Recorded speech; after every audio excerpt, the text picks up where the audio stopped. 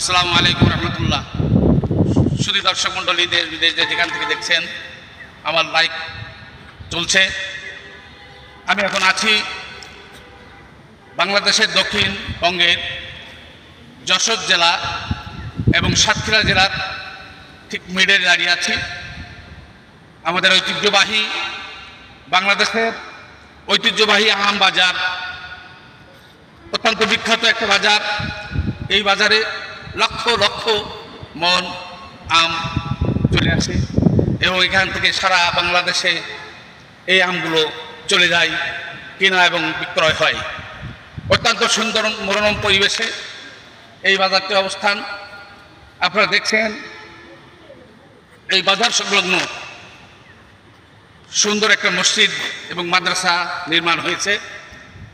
এই মসজিদ মাদ্রাসা আল কারিম জামে মসজিদ বাগুড়ি, আর মাদ্রাসা হাফিজিয়া মাদ্রাসা আল কারিম হাফিজিয়া মাদ্রাসা।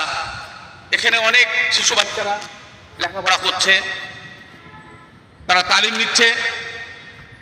অত্যন্ত দক্ষ আলেম ওলামা দিয়ে পরিচালিত হচ্ছে।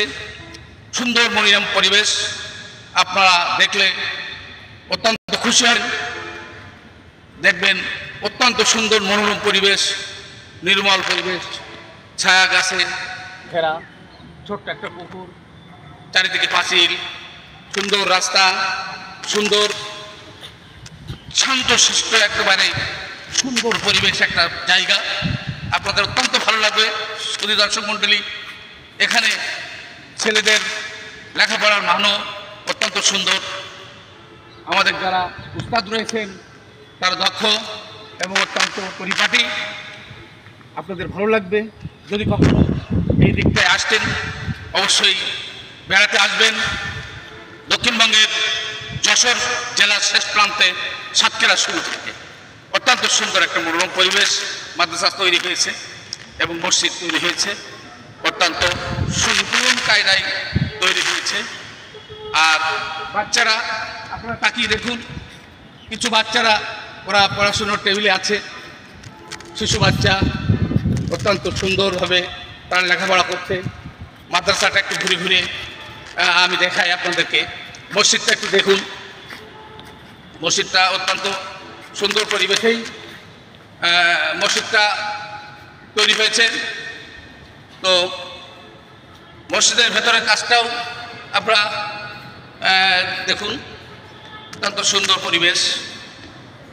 মাদ্রাসাটা আমরা একটু দেখাই আপনাদেরকে। শুধু দর্শক মণ্ডলী, আপনারা মাদ্রাসাটা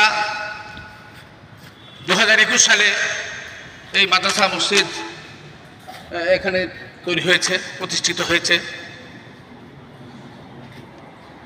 মাদ্রাসাটা আলহাজ মোহাম্মদ বখতিয়ার রহমানের পরিচালনায় চলছে।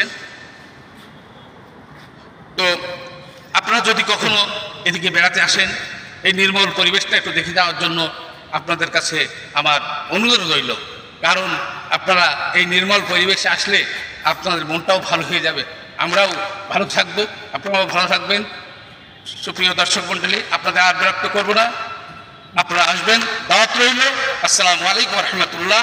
ওয়া মা তৌফিক ইল্লা বিল্লাহ।